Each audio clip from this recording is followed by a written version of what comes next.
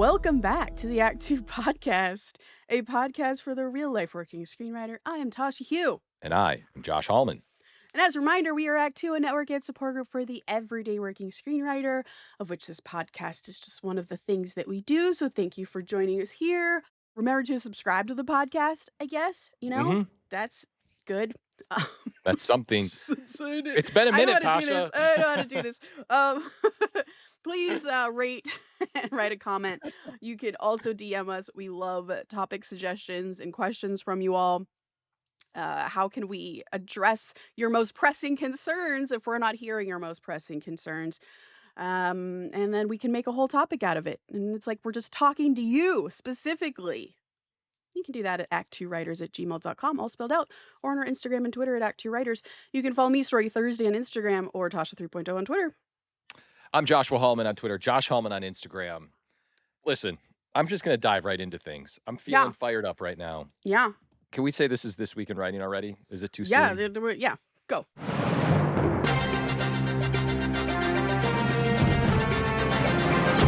This Week in Writing.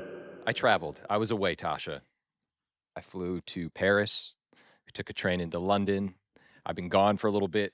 We haven't seen each other in a little bit. We haven't podcasted in a little bit, but I was away. I got a little bit of writing done on an airplane on the way back. Kind of tried to get some writing done while I was in London. And I got I got a little writing done. So it was I saw great. you writing on the train. I did. I wrote on a Yeah. train. I was like, I have to write on a train. Yeah. They have those nice tables. It's so soothing. It's Yeah. beautiful outside. I was just looking outside, a little motion sick, but that's neither here nor there. But here's what I want to talk about. I was reminded, as I'm always reminded, that I love Los Angeles. I love it here. I do. And for me, it puts me in a very specific mindset that is appropriate to the screenwriting world and my entertainment life and all of the things that I love because I'm around the people that I want to be around. I talk to you, I talk to our other friends, and and it's like we're talking about movies, we're talking about screenwriting, we're talking about things that kind of keep my brain engaged. And the reason I'm saying this is because I actually had spoke to some people in London, but we were just kind of talking about the entertainment industry, and it's like their mind is like removed from this world that we currently live in. And it's not like they're not like waking up to people in their lives talking to them about their scripts or this and that. And I just think that's really important to Yeah. keep you kind of motivated and on track and inspired. And it's my reminder of why I love LA. I'm not saying you need to live in LA to have a career like this. And people are different from me, and I might just be one of those people who's kind of like all in, all out type individuals. But that's the end of my rant. I just love Los Angeles and like the life inside and the bubble that exists. Although it's weird at a lot of times and it's super messed up, but it's our goddamn bubble. That's it. And by the way, congratulations to people who can successfully detach and write elsewhere and get stuff done. And I know that it's not easy to get to LA, especially it's not easy to get to LA when you have families and this and that, and you have different lives and successful jobs and yada, yada. I get it. I fully get it. I'm just saying this is my little rant. Yeah.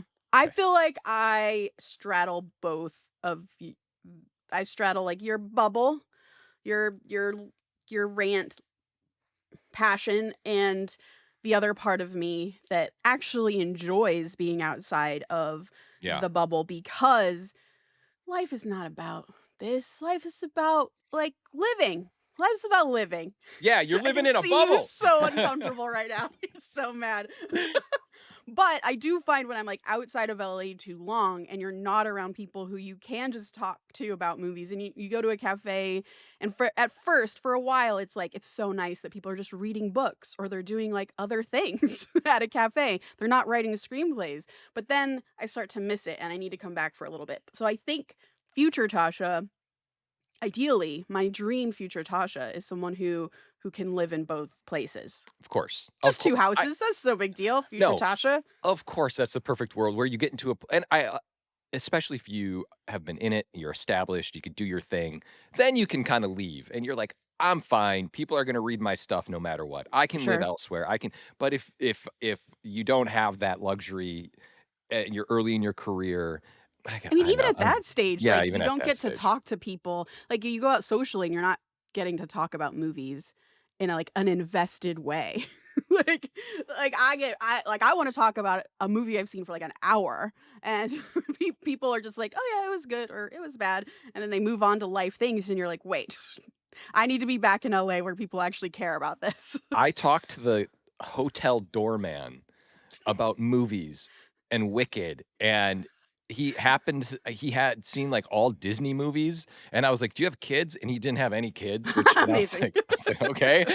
And and I was just dying to have a conversation. It was really hard to be on the time change, um, and kind of like waking up or when people are kinda going to bed here in LA, and I just didn't have it to talk to people, and it was just eating me alive. Yeah, And then just being late to people's questions about, writing stuff, and I was just like, this is so I know unhealthy." because it didn't stop Dave, friend of the podcast, and I from texting about story stuff, and Yeah, and I you might love have it. been asleep. Who fucking cares? I just wanted to respond. That's it. That's the end of my first This Week in Writing. All right, my this week in writing is that I've been talking about pitching for a video game adaptation and how much I loved it, how much work I put into it. I put so much work, you guys, so much work. I watched like 60, no, 72 hours of like a walkthrough of the game just to like refresh myself. I'd played the game, but like 10 years ago. Plus all of the thinking that's required to actually like put a pitch together and practice it and all of that stuff. Yeah. And I didn't get it. I didn't get it. And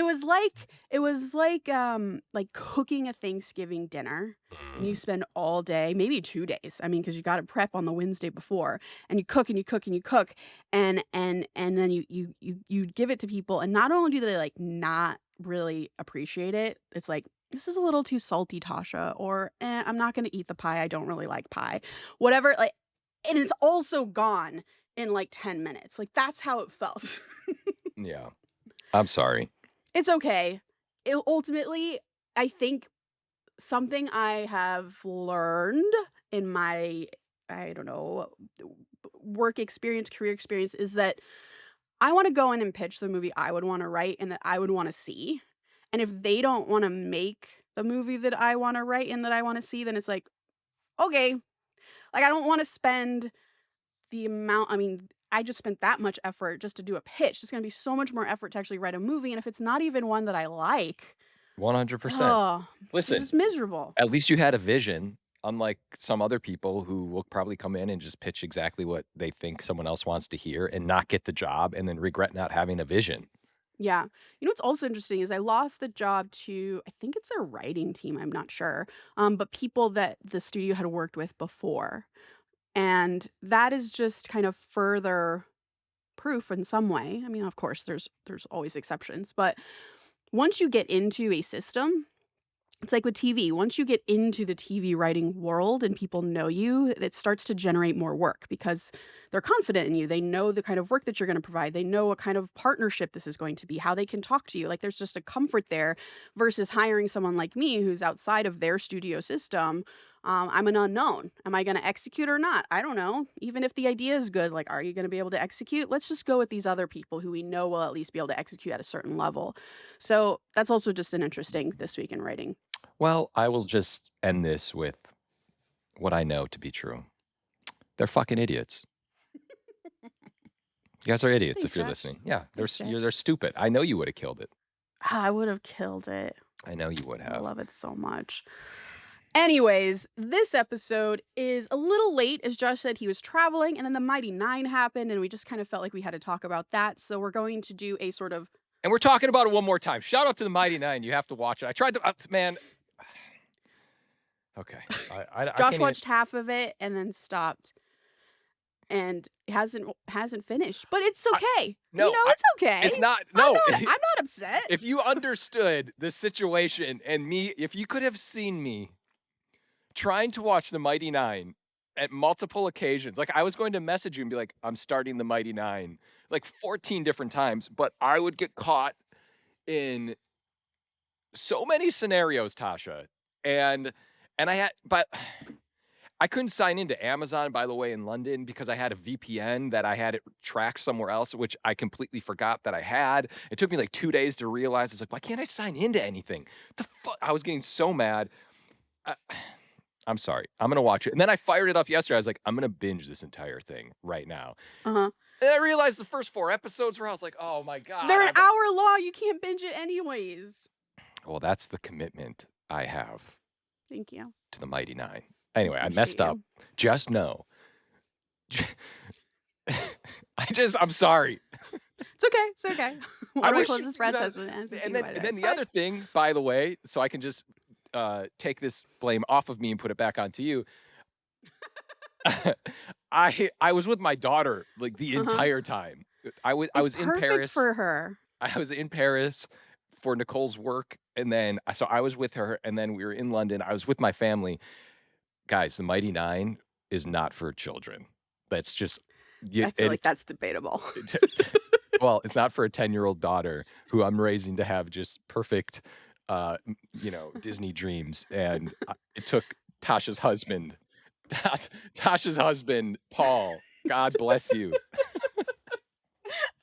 Hey, man, this is definitely not for Amelia.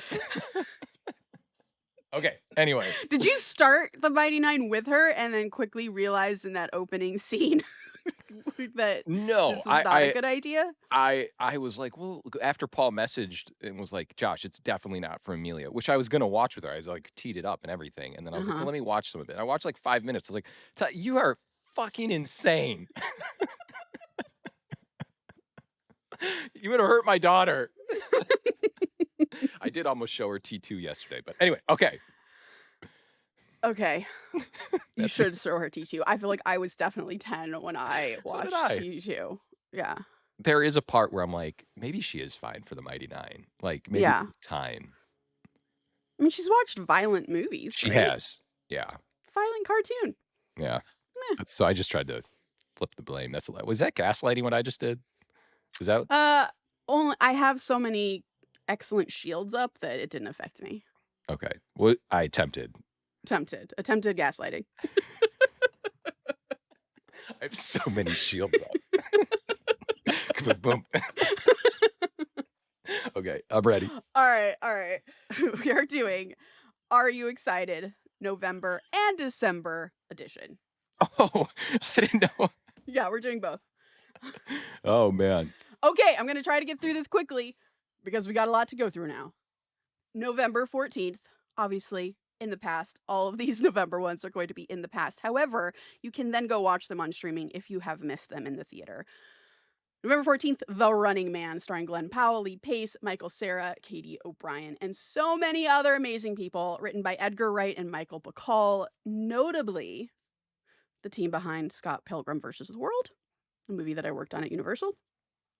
And I don't want to say that this is a remake of the 1987 film with Arnold Schwarzenegger, which we did our Q&A on back in September in prep for this movie, because it's more of a direct adaptation of the original Stephen King book, where in the near dystopian future, in a United States that is police state ruled by corporate media networks, Ben Richards, played by Glenn Powell, is a blacklisted blue-collar worker who must compete in a deadly reality show to pay for his daughter's health care.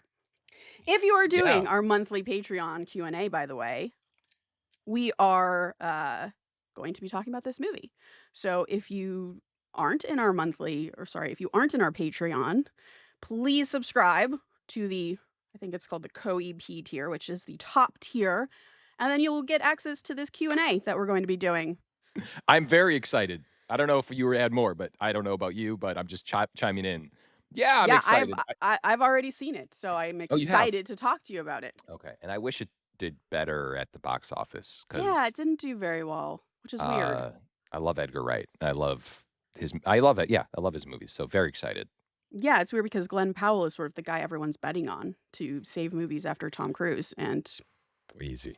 I'm just saying, I mean, I mean, it just goes to show that you can still be a star and still be awesome, and sometimes your movies don't do well.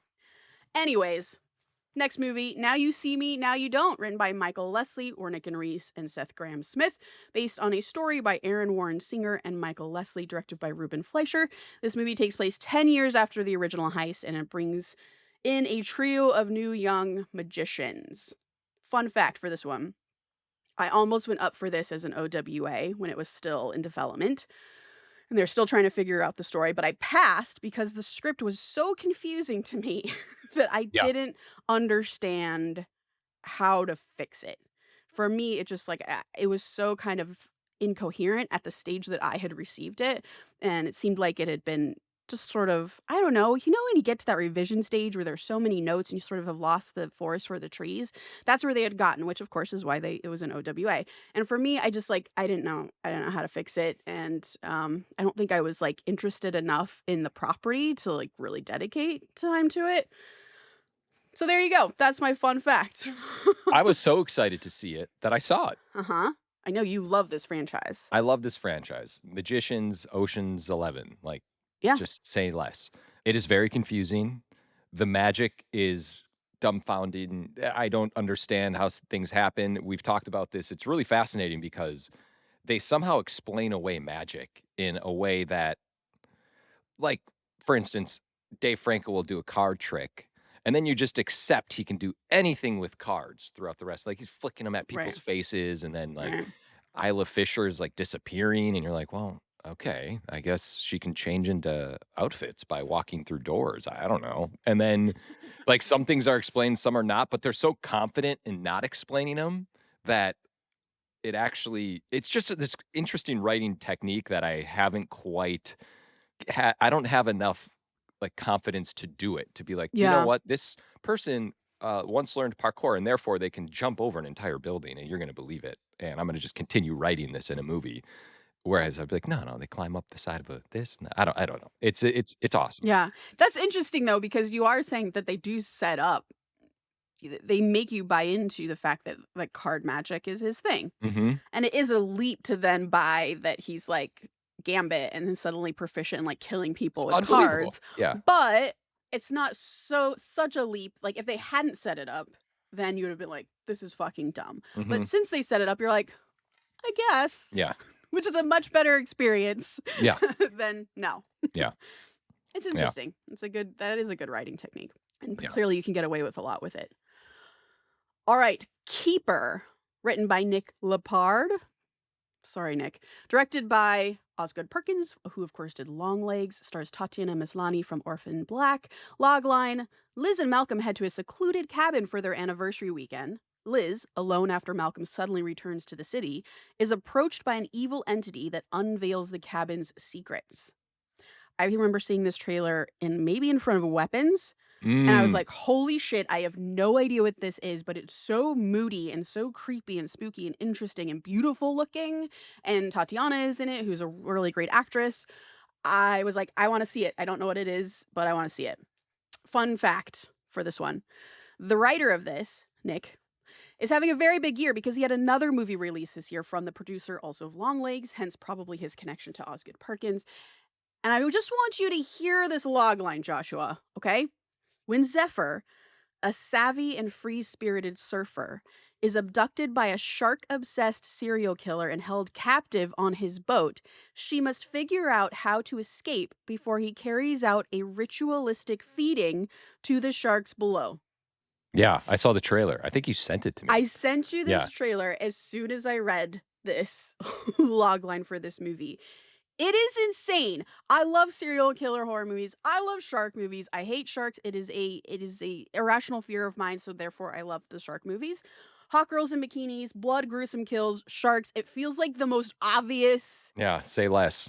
Yeah, but I feel like he's going to create a genre. Mm.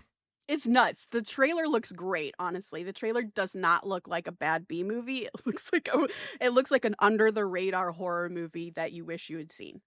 So, I will hopefully be able to check that one out.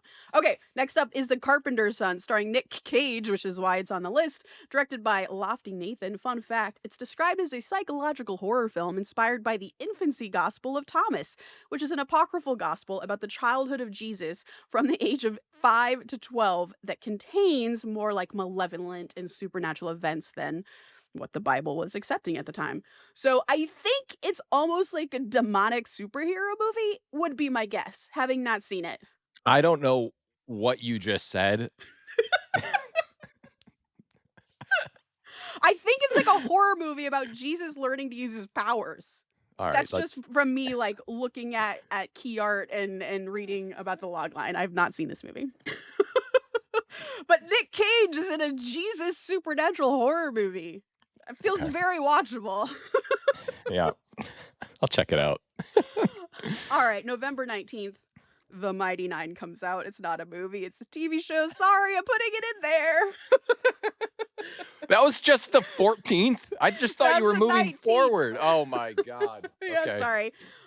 But if you like any of these people, Ming-Na Wen, Angelica Houston, Mark Strong, Alan Cumming, Tim McGraw, Lucy Liu, Nathan Fillion, Tania Miller, who's in all the Mike Flanagan stuff, Jonathan Frakes from Star Trek, you're gonna love this show, guys. Yeah. That's all. Go see it. It's on Amazon Prime Video.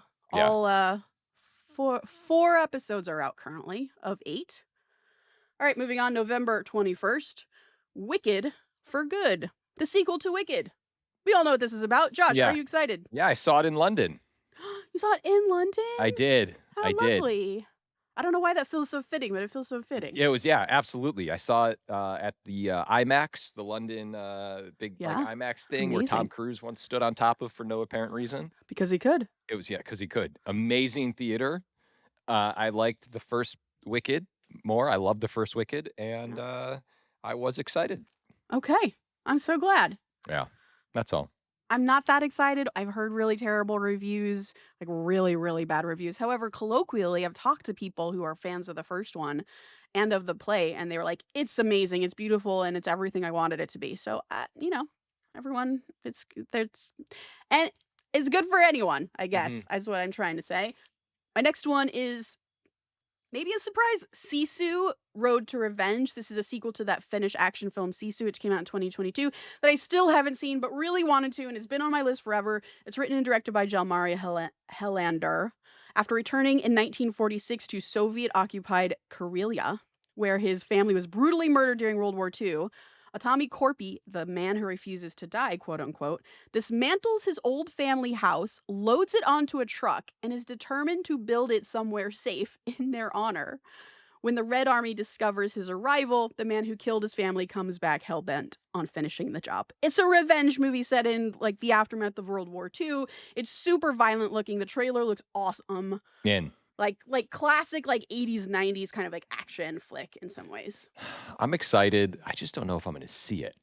That's the problem. I mean, It's I just haven't seen Sisu 1 and I really wanted to see it. Same. It's just like it goes under the radar until you maybe see it when it's on streaming and it comes up in your algorithm. Yeah. Which is a bummer because it looks fucking cool. Okay. I got to watch The Mighty Nine first. Yeah. You got to watch. Yeah, you have bigger I do. Bigger fish to Bigger fry. fish to fry. Yeah. Rental Family, Joshua, is our next movie. Yeah, fucking just whatever. Written and directed by Mitsuyo Miyazaki, known as Hikari, a Japanese filmmaker and former actress. She directed 3 episodes of Beef as well. She co-wrote this movie with Stephen Blahout. I am so happy you're doing this. It's not an easy job, y'all. It's starring Brendan Fraser and an awesome-looking cast of Japanese actors whose names I will definitely butcher, so I'm just not going to try. This is, of course, a lonely American actor living in Tokyo starts working for a Japanese rental family service to play stand-in roles in other people's lives. And along the way, he finds surprising connections and unexpected joy with his new family. Fun fact, the movie has been in development since 2019. In 2023, Brendan Fraser signed on to star, and it only shot from March to May. That's just 3 months in 2024. But the real fun fact, Joshua, as we all know, would you like to give it?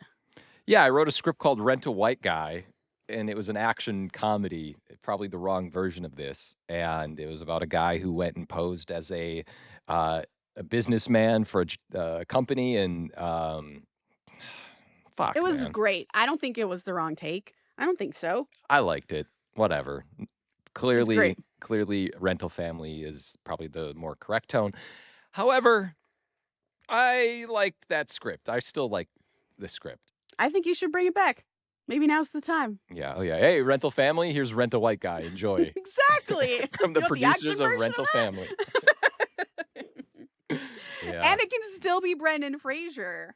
So it's like Dude, that would in be the universe. Yeah, naturally the guy had a breakup and he's like, I need to get away. He's like, what is Oh this? yeah, always. Yeah. Okay. That was definitely, there was an era of Josh movies Yeah. where it was always a breakup is what launched the man on his adventure, 100%. and I loved it. It was I love that era. breakup revenge stories. Do you feel like you have that in you anymore, or is it so you're so beyond that now that you have, a wife and child that, like, that's no longer an inciting incident for you for your I mains? I can dig deep. That hurt never goes away. Yeah, but that is an interesting question. But just not just for me, but anyone, like, the things you start, like, you're like, "Ah, Yeah. whatever. I can't even write about this It's like, I don't anymore." even care about that anymore. Yeah, I don't. Yeah. All right, November 26th, Zootopia 2, written by Jared Bush, directed by Jared Bush and Byron Howard. You guys know what this is. It's a sequel to one of the greatest Disney movies ever made. Yeah, That's my opinion, not like the internet's opinion. yeah. No. Very excited. Seeing it. Are you seeing it this weekend? Yeah, I will have seen it by the time this comes out. Incredible. Yeah, I'm very, very excited. I love the first one. I've seen it dozens of times. it's a fantastic movie. All right, our last one in November is Eternity, written by Pat Cunane and David Frayne, directed by David Frayne, stars Miles Teller, Elizabeth Olsen, and Callum Turner. And it follows a woman who must choose between two men with whom to spend eternity in the afterlife. Fun fact, this was a blacklist script actually from 2022. And to give you a sense of the timeline, it was on the blacklist in 2022, and David Frayne came on to direct in 2024, March 2024 specifically. And then they were shooting already by May 2024. So, A, these things can take a long time, but B, once something happens, it can take a very short time. It is a very crazy business that way. And Josh, are you excited? I am. I saw the trailer, and I thought it looks really interesting, and I will definitely watch this. I would love to see it in a theater, but realistically, probably at my home. Yeah, same. Same. But yes, very excited. Holidays get tough to go to the theater, which is that didn't used to be the way. The way used to be holidays were the time to go to the theater, but something has happened in my adult life that has made this time actually very difficult to get out there. Yeah, the comfort of your own home. Comfort of your own home, but also like the juggling of all the different obligations you have Yeah, of just like I don't know, everything as mundane as like shopping for Christmas presents and decorating your house to like family obligations and work obligations yeah. during this time because you have to pump shit out before the end of the year. All that stuff means like you just can't leave the house You're like, "If I'm to not do gonna do it these things. now, I'm not Yeah. gonna do it." Yeah. Yes. Okay. That is November. I'm moving on right into December, Joshua. 12/3, December 3rd. Oh, what fun. Written by Chandler Baker and Michael Showalter, directed by Michael Showalter, starring Michelle Pfeiffer, Felicity Jones, Chloe Grace Moretz, and Dennis Leary. An overworked mother, Michelle Pfeiffer, realizes her family doesn't appreciate all her hard work on Christmas and decides to go missing. This is my fun fact is this is an Amazon MGM movie based on a short story that Amazon Original Stories published themselves. So they are trying to home grow their own content in a really interesting way. That short story was written by Chandler Baker, who is a co-writer on the script and also an EP on the movie. So he managed to build that into his deal, which is really, really awesome. So fun fact for writers out there to think about. That's awesome. Are you excited? That sounds cool. Yeah. I mean, the cast is stacked. It's crazy. Yeah, I'm excited. Okay. Josh loves Christmas movies. I Surely do you'll love love this Christmas one. movies. It Yeah. sort of has a Home Alone kind of vibe, like Yeah. tone to it in a way. It's an Amazon movie. Yeah, Amazon movie. It's just bringing up exactly what you just said. Yeah. December 5th, Five Nights at Freddy's 2, written by Scott Cawthon, directed by Emma Tammy, starring my boy Josh Hutcherson. That's my boy as well. I like him a lot. Love him. It takes, I guess, place 1 year after the events of the first Freddy. Yeah. Five Nights at Freddy's. I haven't seen this movie. I don't know. But I have a fun fact about it, which is interesting for writers. According to Jason Blum, who is the producer on the movie, the script for this movie had only been rewritten 4 to 5 times. They only needed to rewrite it 4 to 5 times to get it to where it is now. Compared to in the first movie, they had rewritten it upwards of 14 times. Wow. So Okay. that's just interesting. I am excited. I Okay. saw the first one. Yeah. and I was pleasantly surprised, and Okay. it was fun. It's one of those movies I thought that at moments doesn't take itself too seriously and therefore makes the experience a bit better. Yeah. I mean, I will watch pretty much anything Josh Hutcherson is in, so I we started watching it the other day and then decided to instead watch Hunger Games. Oh, Um, yeah. Not a bad choice. yeah, we just switched Josh Hutcherson movies, but we finally finished Hunger Games. This should have been This Week in Writing.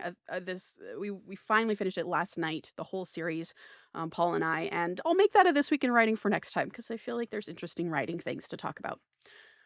Just watched The Hunger Games again last night. We should do a Hunger Games We episode. should. We actually should. All right, next movie on the list, also December 5th, Jay Kelly. It is a Netflix movie written and directed by Noah Baumbach, co-written by Emily Mortimer, starring George Clooney and Adam Sandler and Billy Crudup. It follows famous movie actor Jay Kelly, played by George Clooney, and his devoted manager Ron, played by Adam Sandler, as they embark on a whirlwind and unexpectedly profound journey through Europe. Along the way, both are forced to confront the choices they've made in their lives.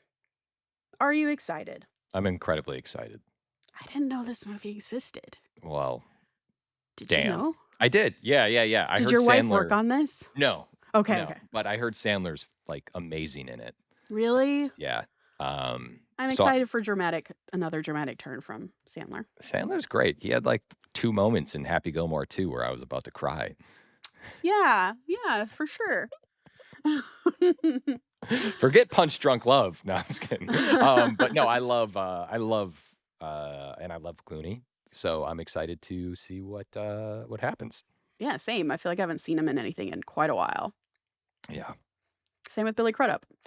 All right, December 12th, Hamnet, written by Chloe Zhao and Maggie O'Farrell, directed by Chloe. Stars Paul Mescal, Jesse Buckley. The film presents the imagined story of Agnes, the wife of William Shakespeare, as she grapples with the loss of her only son, Hamnet. So this is a book. I guess the fun fact is this was a book, and Maggie O'Farrell, who wrote the book, she was like, "I'm not going to adapt my book. I don't want to. No interest." And Chloe Zhao insisted and won her over. Is able to talk her into it, and so they co-wrote it together. And that's it. That's the fun fact, I guess. I love William Shakespeare so much. I just love everything about him, and I love watching movies about him. And I think I will see this, but I feel like it's one of those you have to be in the right mindset because it looks really, really sad. It looks awfully sad. Mhm. Moving on to Silent Night, Deadly Night. Am I going to do this one? This is a No, theater one. I just love that you already know you didn't even Didn't bother. No, yeah. no. Oh, well. Are you excited? Don't care.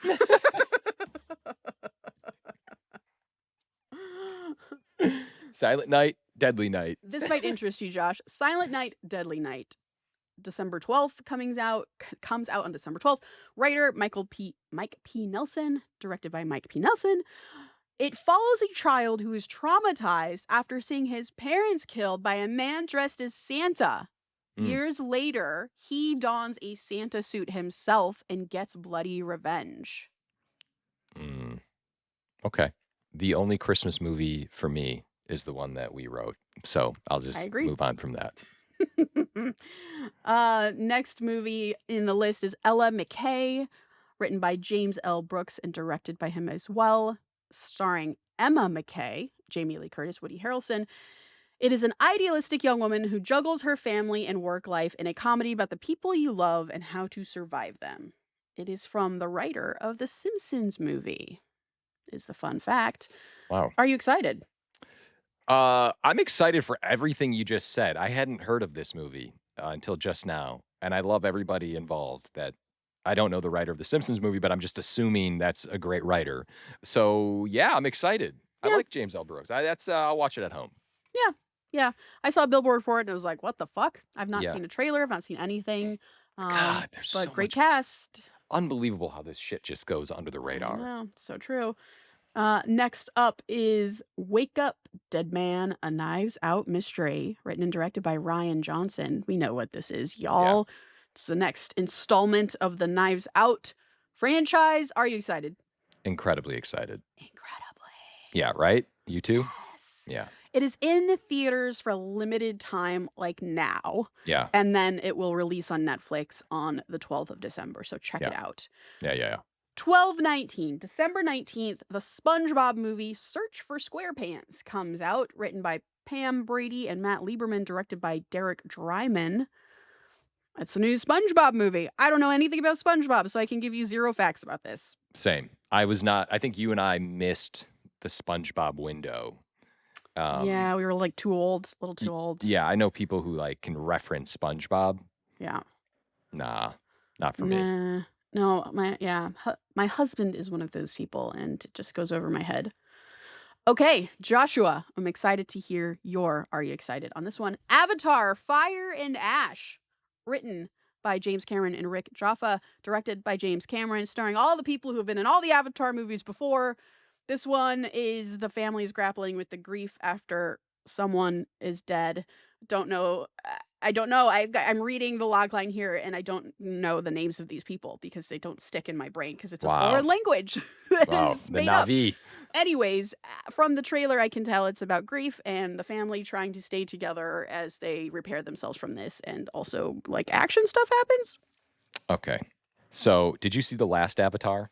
I did. Did you like it? It's fine. Oh, wow. I really liked it.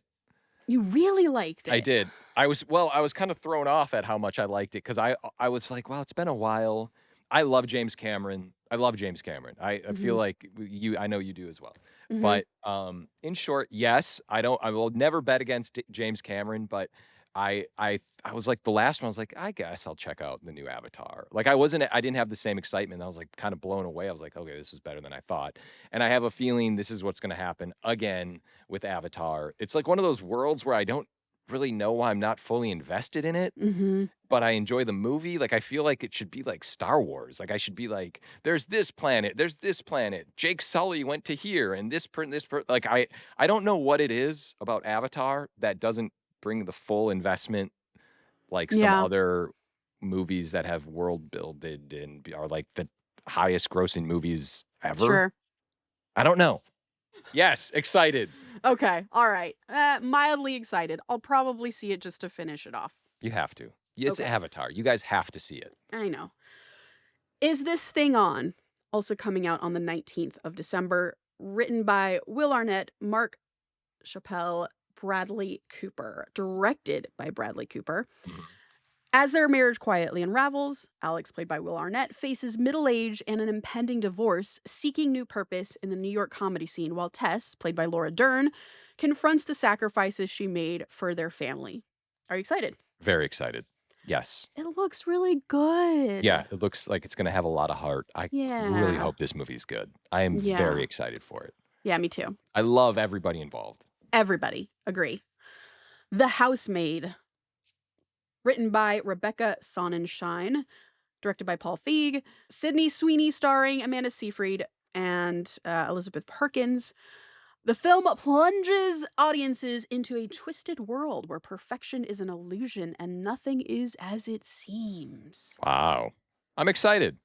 Yeah, Sweeney plays this live-in housemaid for Amanda Seyfried, and it, like, seems to really unravel in like, the trailer is bonkers. I don't even know what to make of it, and I like that about it. I love Paul Feig. I started to watch, Another Simple Favor, which I just kinda, like, came and went. I liked A Simple Favor, and I started to watch Another Simple Favor on an airplane, and I was, like, really into it. I was like, "Oh, this is Hmm. better than I thought it was gonna be," and I feel like I like all of his movies, and I like his sensibility and his quirkiness and, the way he approaches things, so boom, excited. Okay, alright. We got 3 more. These are coming out on Christmas, the 25th.